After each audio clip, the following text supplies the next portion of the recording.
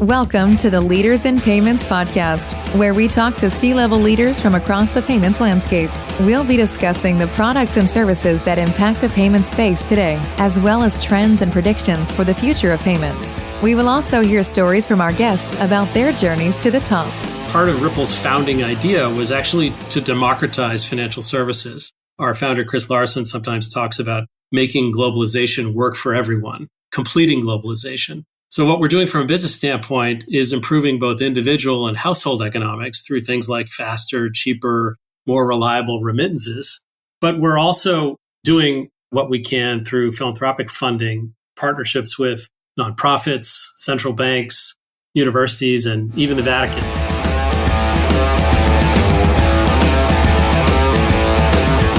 That was Ken Weber, head of Ripple Impact, vice president of social impact and sustainability. And I'm your host, Greg Myers.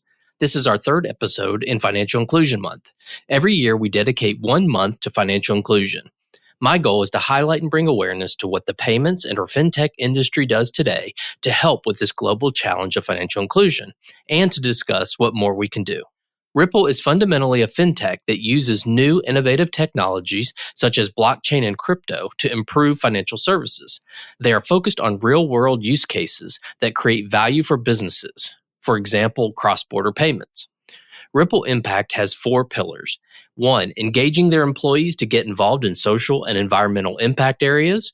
2, the application of financial technology to accelerate and expand financial inclusion. 3, a focus on sustainability and climate. And 4, Ripple Impact is responsible for their research and innovation programs. Ken provides an in-depth explanation about why Ripple believes there are pathways into formal financial services for the unbanked globally that are enabled by blockchain and cryptocurrency. Ken and I go on to discuss the University Blockchain Research Initiative, Ripple's work around sustainability and carbon markets, and finally, how exciting it is to think about how new or newer technologies like blockchain and crypto can help solve big global challenges like financial inclusion. Before we dive into the episode, I want to give a special thanks to The Clearinghouse for sponsoring Financial Inclusion Month. To learn more about The Clearinghouse, just visit www.theclearinghouse.org. We've got a great episode ahead, so let's get started.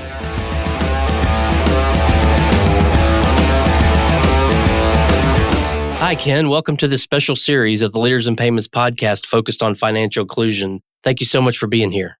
Thank you so much for having me, Greg. Tell our audience a little bit about yourself, maybe where you grew up, where you went to school, where you currently live, just a few things like that. Sure. I grew up in Toronto, Canada, mostly. My parents are both teachers, social workers there. I currently live in the Pacific Northwest in the United States. My home office for Ripple is in San Francisco. I did an undergraduate degree in English literature and a graduate degree in journalism and telecommunications at Indiana University in Bloomington, Indiana. And here we are. Awesome. Well, you mentioned the name of the company, Ripple. So tell the audience what Ripple does.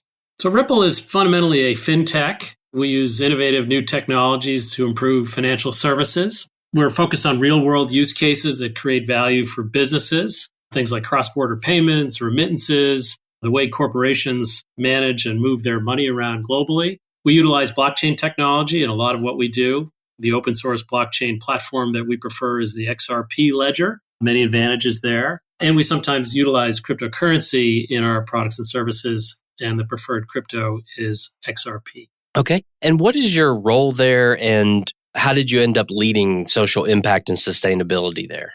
So my role is that I lead what we affectionately call Ripple Impact. It was once called Ripple for Good. It encompasses 4 areas of focus. First and foremost, we do what we can to engage our employees in getting involved in social and environmental impact. That could be at the community level, where our employees live and work, but we're also putting in front of them generous donation matching, lots of opportunities to volunteer, and we try to put cause-related content in front of employees, both live and virtually, around the big global issues and the issues that we care about as a company. The second pillar is around the application of financial technology to accelerate and expand financial inclusion globally, and I can say more about that later. The third pillar that we focus on is sustainability and climate. We are a company that cares very much about the fight to limit climate change, to mitigate climate change. It's one of the big issues of the day. And finally, Ripple Impact is responsible for our research and innovation programs. And mostly those are encompassed in something called UBRI, which stands for the University Blockchain Research Initiative. And that is a network of some 50 universities globally, business schools, engineering schools, law schools, all of whom are creating courses and doing technology development innovation around blockchain and crypto and fintech in general. And how did you end up in this leadership role of Ripple Impact? I've been working at the intersection of tech and innovation and social and environmental impact for most of my career. I'm lucky enough to know some of the Ripple founders and builders, and they asked me to come and work with other Ripplers on setting up this university research and innovation network. And over the course of working on that for about a year, I became involved in some of the more traditional sort of corporate philanthropic activities. And about 5 years ago, very early for a company of Ripple's size and stage, we decided to formalize Ripple's focus on impact and to create a team internally that worked on these 3 or 4 areas of focus. And today we're going to focus on one of those pillars that you mentioned. Obviously, that's financial inclusion. So how does financial inclusion fit into what the company is doing? So it's very central to what we do. Part of Ripple's founding idea was actually to democratize financial services.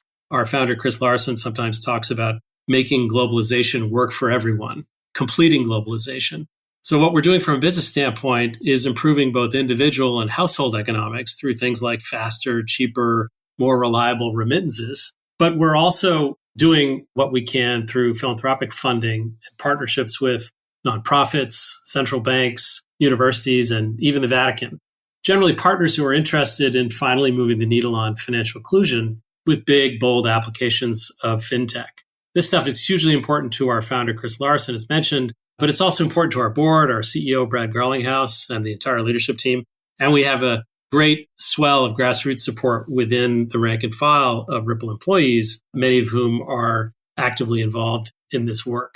From our point of view, there are nearly 4 billion adults who are either underbanked, including hundreds of millions of migrant workers, or entirely unbanked, including many who are temporarily unbanked because of conflicts or climate change. We're realistic about the role of fintech and the role of one fintech in turning the tide on such a persistent and sizable problem like financial exclusion. But we believe that for the people in the middle, the bankable adults in the middle, there's a lot that can be done to improve their livelihoods and their participation in the formal financial system. And for the top quarter or third, if you will, of the 1.5 to 1.7 billion who are considered unbanked, we think that there are pathways into formal financial services, many of which are enabled by blockchain and cryptocurrency. It sounds like the whole financial inclusion within the company is kind of built into the culture. It really is. One of the ways that Ripple's impact work is different from some of our peer companies in the crypto space is that we don't have a separate standalone foundation that is responsible for promoting the protocol and the products and services associated with the business. We are a team that is small and inside the company. We're integrated into everything that the company does. And literally everyone within the company is a collaborator and is welcome to participate and contribute to the impact work that we're doing. There are, of course, independent foundations that champion the XRP ledger and XRP, the development community full of engineers and entrepreneurs who are using XRP ledger to build their businesses and products and services. But we're very much focused on how we can leverage and extend Ripple's products and services and how we can further apply philanthropic resources and talent and time, subject matter expertise, and passion to these use cases through our employees. We also have sort of an ecosystem worldview. XRP Ledger is our preferred blockchain, and XRP is our preferred cryptocurrency. But we realize that this is a multi-chain world. There will be more than one blockchain that succeeds and that needs to succeed to build out a fully robust global blockchain and crypto ecosystem. We believe collaboration is necessary and good, particularly as you go after use cases that impact hundreds of millions or even billions of people. You've mentioned crypto and blockchain a couple of times, and then you've also talked about there's a whole ecosystem or a whole population of unbanked. So how does crypto and blockchain, how will it bring those unbanked into the financial system? It's a great question. And the question of the day, particularly as we move from the very early stages of this, where there's a lot of hype and concepts and promise, arguably over-promising, as we move into actually deploying and testing and evaluating which of these financial technologies can actually help to solve problems. Blockchain and crypto's impact on financial services for both rich and poor, for both banked and unbanked, can be seen a little bit like the internet or the advent of cell phone technology. In many contexts, it's a kind of leapfrog innovation. The availability of wireless connectivity and smartphones puts financial services in nearly everyone's hands. And this is why you saw some of the first innovations in digital financial services for the poor coming through telcos and traditional providers. This is especially important for remote and last mile bankable customers. Blockchain and crypto bring competition. They've been very disruptive to large financial institutions, by the way, for whom serving the poor and the unbanked was never really justifiable from a profit-making standpoint. So now we have challenger banks, we have app banks, we have central bank-led blockchain and crypto projects, and many of those are anchored around principles of financial inclusion, participation, and equity. There are a number of neobanks, if you will, or PSPs on RippleNet that are really improving the accessibility, the speed, and the efficiency and the cost efficiency of remittances. Companies like Novati, FlashFX, iRemit are really perfecting this idea that cross-border payments, sending income or earnings from one place to another, that can happen reliably, securely, very quickly, and at an affordable cost that doesn't take a significant chunk out of those earnings. Blockchain and crypto solutions are collapsing those cost structures and disintermediating middlemen or middle actors across a number of use cases. As I mentioned, central banks are also starting to think about how things like government and civil society services can be better enabled with blockchain, and then connecting those services to things like secure self-sovereign ID, which then potentially can be linked to a person's financial dealings, so that if you're a small business owner or a farmer or a head of household in an emerging market where there isn't the maturity of the financial sector or of infrastructure, now there's a record of your financial transactions, which you, by the way, control. It's on a public-private ledger. But if you want to share it with a financial services provider, it could better enable that service provider to accurately assess you as a credit risk. And generally, this leads to fairer and lower prices for things like credit and loans and other financial services. Our partnership with Mercy Corps Ventures, for example, has yielded a number of really promising use cases and frontier market startups that are going after financial inclusion using, to some degree, blockchain, crypto, decentralized finance. The Kiva protocol is an interesting use case that was tried in Sierra Leone, which combined both the idea of a government ID, a digital government ID, with the idea of giving folks a record of their financial transactions and their financial lives. Through Mercy Corps Ventures, we're part of an investment in a company called Goldfinch, which is doing crypto-backed lending to small businesses with pooled capital. That's a very interesting and very successful and fast-growing segment. There are also companies that are using blockchain and crypto to pay part-time workers or gig workers in emerging markets for part-time work as they go, so that they don't have to wait till the end of a day or a week or a pay period to receive that money. And we're also involved in a number of projects that are getting at the problem of those who are temporarily unbanked. Could be a broken government, could be money that is highly inflationary or broken itself, as in Venezuela. Obviously, we're also dealing with refugees in a number of places around the world, food insecurity, the use of digital wallets, crypto to cash programs. Those are starting to become really interesting use cases as well. Sounds like there are a lot of use cases for crypto and blockchain. I think one of the interesting things to me, and kind of listening to your answer there, is we often think about financial inclusion, and the first thing people think of is getting the unbanked access to a bank account. That's obviously important, but it doesn't necessarily have to be the solution. But I think what was interesting to me is a lot of what you said was crypto and blockchain can help reduce the cost of these services. And I think what often happens to the underbanked and underserved and unbanked is they end up paying these huge fees or end up with predatory lenders because they need money now to pay bills. And it's just that whole process of not only are they underserved in a lot of ways to begin with, they also end up paying a lot more than everyone else pays for certain financial services, which is a double whammy. You're absolutely right. Being underserved and overpriced is a pretty common plight for someone on the edge of the formal financial system. And if you're a woman who owns a business or runs a farm or is a head of household, there's additional exclusion and additional overpricing happening there as well. So these technologies are not going to solve all of those problems, but in certain market contexts and in certain cultural contexts, they are at a minimum disruptive to the status quo. And on the other end of the spectrum, they're potentially scalable solutions that can be sustainable from a business standpoint that'll really start to change the plight of both individuals and communities globally.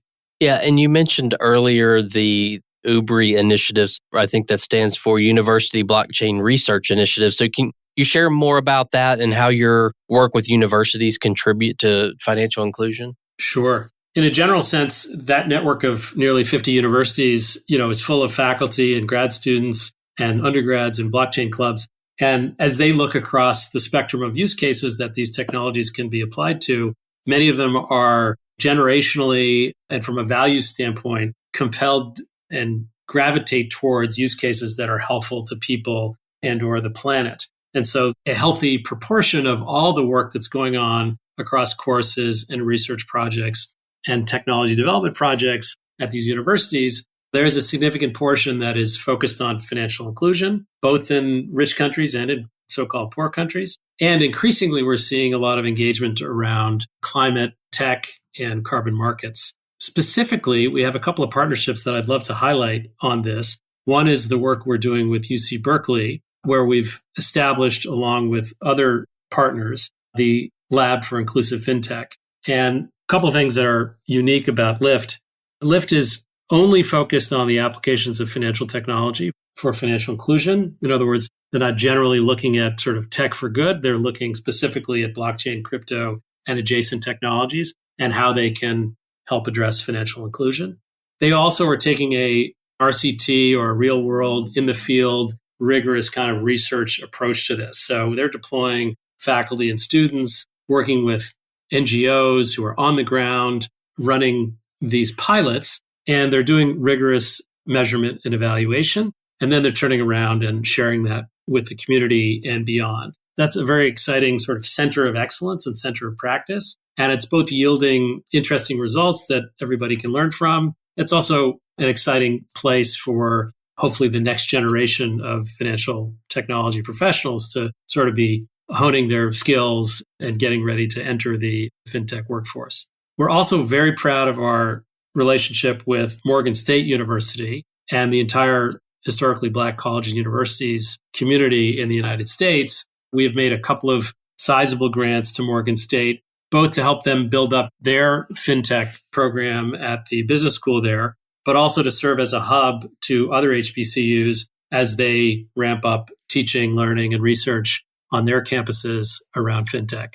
So it's a truly global initiative. It very much is. About half of UBRI is located in the United States, about half the university partners outside of the United States, and it really is a global focus. Ripple is a global company with the vast majority of its business outside of the United States. And so UBRI reflects that, and it reflects our aspirations for how these technologies are applied. Yeah, that's a fascinating initiative. What are some of the other key initiatives that Ripple's working on?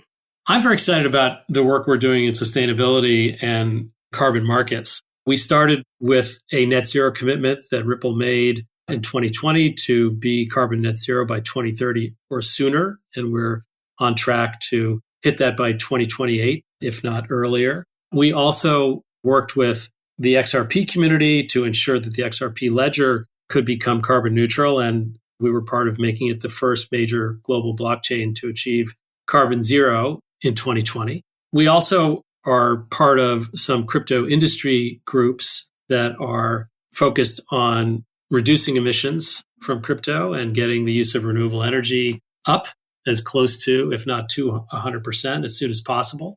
So we were part of the founding group that created the Crypto Climate Accord, which is now a coalition of more than 500 crypto companies, including mining companies, that are committed to zero emissions and 100% renewable energy use. CCA has also been important in engaging with policymakers around crypto sustainability issues. And in partnership with the Alliance for Innovative Regulation, or AIR, we've done dozens of Hill briefings in the United States with hundreds of elected officials and staffers and others who are responsible for making policy on crypto and sustainability. We're also a founding partner of the World Economic Forum's Crypto Impact and Sustainability Accelerator, which is a really productive collaboration amongst crypto companies and non-crypto companies to advance the cause on crypto sustainability. And more recently, we've been informally working with other L1 blockchains,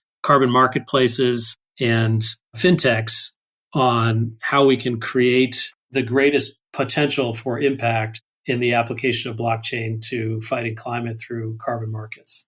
That's a whole portfolio of activity that, if you go back a couple of years, didn't really exist for Ripple or for the crypto industry, but we've really fully embraced our role as an ecosystem actor, as an ecosystem builder and partner. We want to move away from sort of the negative stories around proof of work and the energy intensity of Bitcoin mining and into a more productive, forward-looking conversation about how blockchain can be a potentially catalytic technology in helping to scale carbon removal and carbon markets as we head towards 2050. Okay. And earlier you mentioned NGOs. So can you share details on your work with NGOs? Sure. On the financial inclusion front, we have what I would call big bet partnerships with Mercy Corps Ventures, with CARE, and with Kiva. On the climate and sustainability front, we're working with conservation organizations like Rocky Mountain Institute, which has a climate intelligence group, with the Energy Web Foundation, and with traditional environmental organizations like Greenpeace and Conservation International on blockchain and sustainability and climate change issues.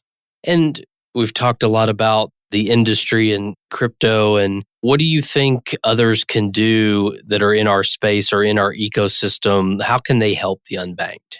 That's a great question. I mean, for some, it's keep doing what you're doing. So Ripple is not the only blockchain company, crypto company that is focused on this. There are others like Cello, for example, that are very focused on the application of blockchain and crypto for financial inclusion. Central banks are coming to the table, and I would guess that a majority of those banks have in their public charters and their public purposes making financial services as inclusive and as equitable as possible. And so they're starting to think about things like central bank digital currencies and basic financial services in ways that should be helpful to their populations, large proportions of which are either underbanked or unbanked. I would also encourage a greater degree of engagement with community leaders, educators. Fintech is not as diverse as populations that it purports to serve. And Ripple firmly believes that if you're going to serve everybody and solve problems for underbanked and unbanked, that leaders from those constituencies need to be involved in sort of ideating and designing and deploying products and services for end users. Certainly there's a developer and an entrepreneur context, and the more developer education we can do around how these technologies can be applied to socially impactful use cases, the better. Universities are, of course, a fertile ground for developing a future fintech workforce that is not only going into Wall Street and the casino, hedge funds, investment speculation. All of that has a place, of course, and a role in the market. But for some of those students and faculty to be emerging from their studies and joining companies that are focused on financial inclusion, we're part of that push, and we're optimistic about how that's going to go. And then, of course, to not be siloed and to not be too tribal, to be sharing not just on Twitter and Discord, but to be sharing at conferences and through white papers and blogs and interviews like this, sharing knowledge and experience and being open to collaborating with others. Yeah, I think that's a great point. I mean, that's really the purpose of this. I believe this is the third year we've done Financial Inclusion Month, and we don't do other podcasts during this month. We strictly focus on financial inclusion, and my ultimate goal is giving companies like yours a platform to get their story out so that it can educate others. And hopefully, if it causes one partnership to happen, then I feel like it's a success, because I think there's so much that fintech and payments do today, but there's so much more that we could do. And I think you hit the nail on the head. The collaboration, the awareness, the education, I think are all very important to that. I could not agree more. So Ken, we've covered a lot of ground so far. You guys are doing some really amazing things. Is there anything else you'd like to discuss or leave with our audience today?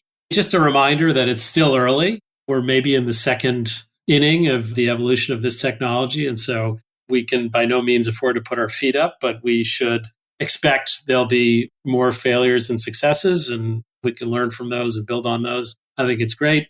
What's the best way for people to learn more about Ripple Impact? The best way for people to learn more about Ripple Impact is probably to go to the ripple.com website, where there's some information there about our program areas, and to get in touch with us through the website, through email, through LinkedIn, through any of our social media. Well, Ken, it's been a great conversation, and I appreciate your time. So thank you so much for being on the show today and sharing all your great insight on this important topic. So again, thank you for your time today. Thank you so much for having me, Greg. I really enjoyed the conversation. Thank you. And to all you listeners out there, I thank you for your time as well. And until the next story. Thank you for joining us this week on the Leaders in Payments podcast. Make sure you visit our website at leadersinpayments.com, where you can subscribe to the show and where you'll find our show notes.